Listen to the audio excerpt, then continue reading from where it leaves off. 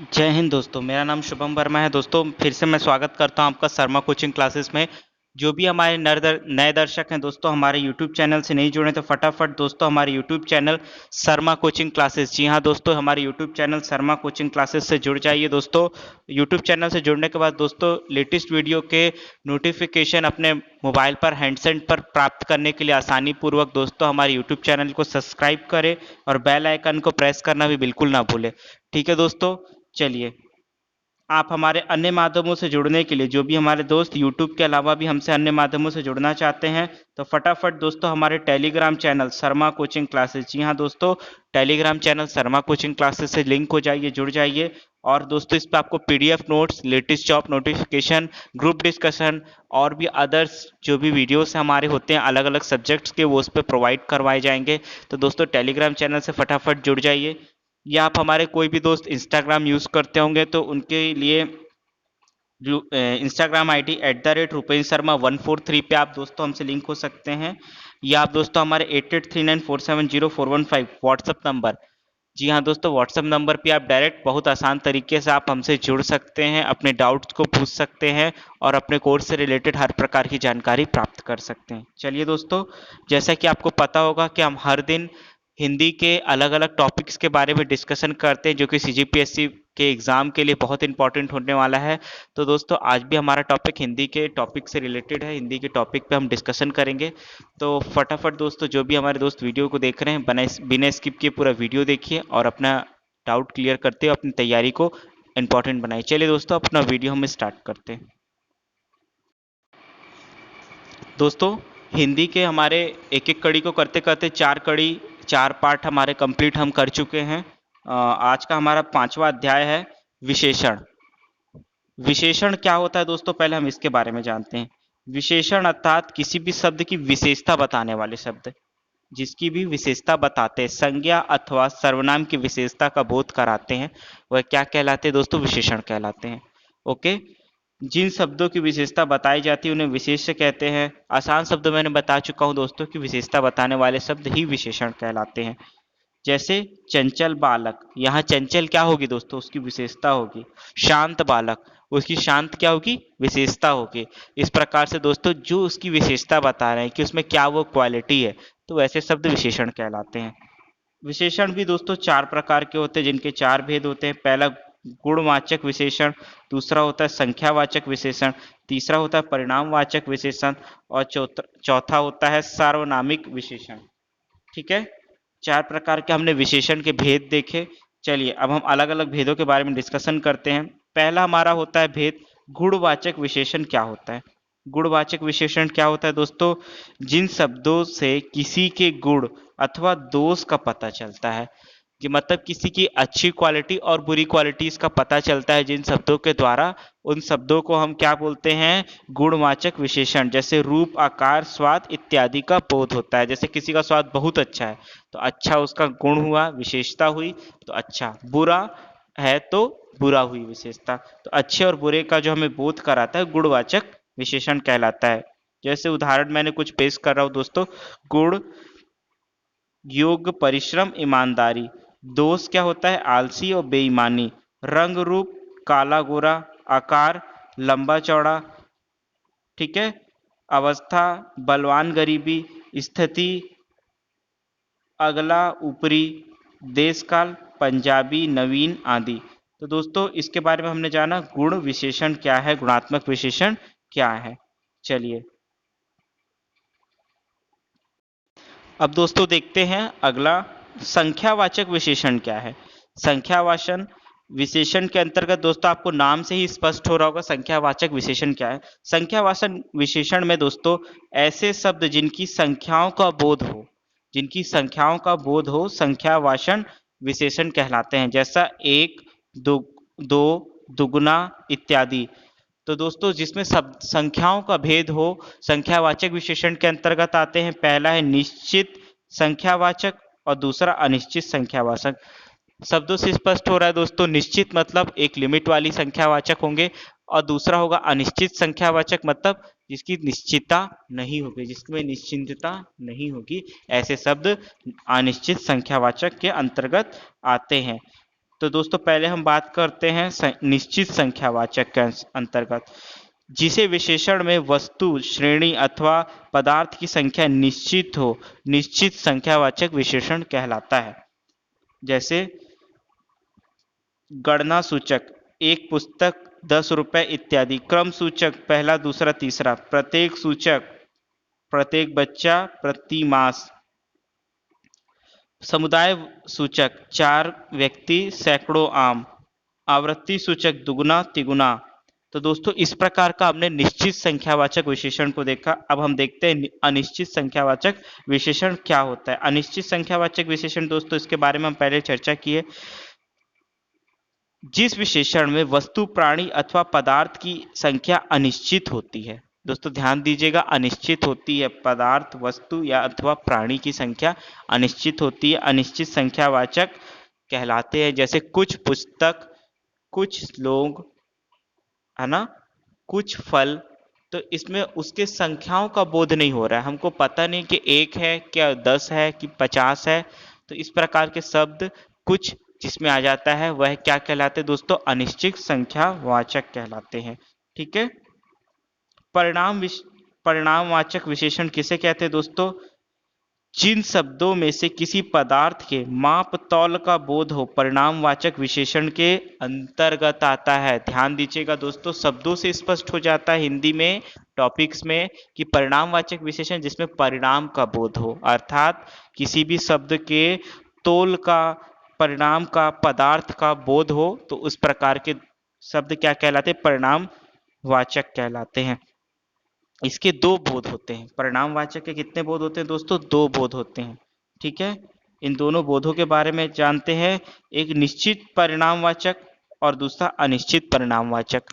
समझ गए दोस्तों कि इसके पहले भी हमने अनिश्चित और निश्चित के बारे में जाना है। तो निश्चित परिणामवाचक ऐसे जिसमें किसी संज्ञा या सर्वनाम के निश्चित परिणाम का बोध होता है। निश्चित परिणाम, संज्ञा सर्वनाम के निश्चित परिणाम का बोध होता है। जैसे 4 गज कपड़ा, 10 लीटर दूध, फिक्स्ड है। 10 लीटर से ना ज़्यादा हो सकता है ना कम होता है, क्योंकि इसमें 10 लीटर बताया गया है। 4 गज कपड़ा, न 4 गज से कम न 4 गज से अधिक। तो 4 गज एक लिमिट बता दी गई है। तो ये किसके अंतर्गत आता है, निश्चित परिणामवाचक के अंतर्गत आता है।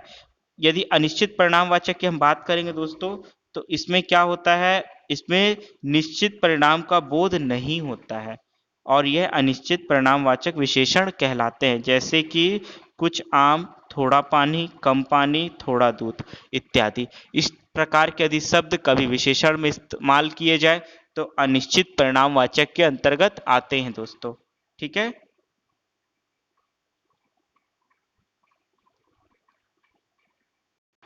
चलिए दोस्तों, अब हम बात करेंगे विशेषण और में उद्देश्य और विधेय की क्या स्थिति है। चलिए, उद्देश्य विशेषणों में क्या होता है, विशेष्यों के पूर्व लगने वाले विशेषणों का उद्देश्य विशेषण कहलाते हैं। जैसे कि अच्छा लड़का, सुंदर लड़की, ये सब उसकी विशेषताएं हैं। तो विशेषण के पूर्व लगने वाले शब्द अच्छे विशेषण कहलाते हैं।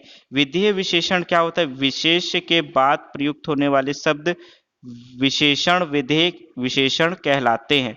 जैसे यह फल मीठे हैं, यह कमीज नीली है। इस प्रकार के शब्द क्या कहलाते हैं दोस्तों, विधेय विशेषण के अंतर्गत आते हैं।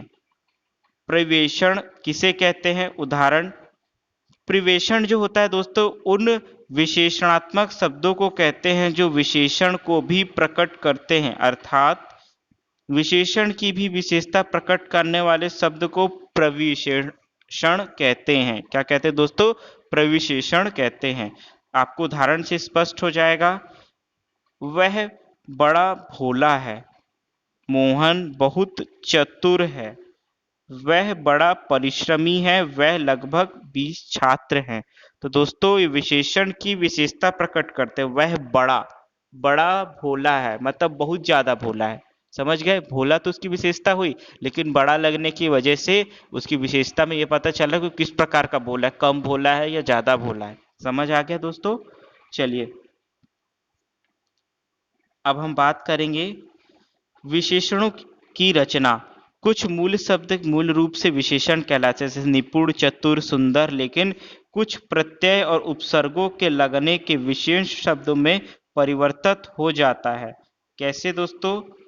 बनारस से बनारसी संज्ञा से। देखिए, घर घर से घरेलू, और सर्वनाम में मैं से तुझे सा से इतना उतना और ऐसा इत्यादि शब्दों में परिवर्तन हो जाता है। ठीक है,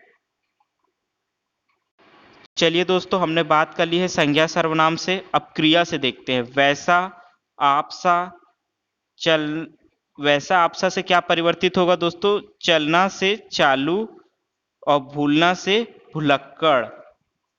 समझ गए दोस्तों? अपव्यय से क्या प्राप्त होगा? बाहर से बाहरी और ऊपर से ऊपरी। इस प्रकार के शब्द में परिवर्तन आ जाता है तो क्या होता है दोस्तों? इस प्रकार के शब्द में नाम बदलते हैं। देखिए, अब हम देखेंगे विशेष और विशेषण के अंतर्गत क्या होता है। अंक का अंकित हो जाता है, जागरण का जागृत हो जाता है, आसमान का आसमानी, आभूषण का आभूषित, इतिहास का ऐतिहासिक, दंत का दंत्य, दान का दानी, चर्चा का चर्चित।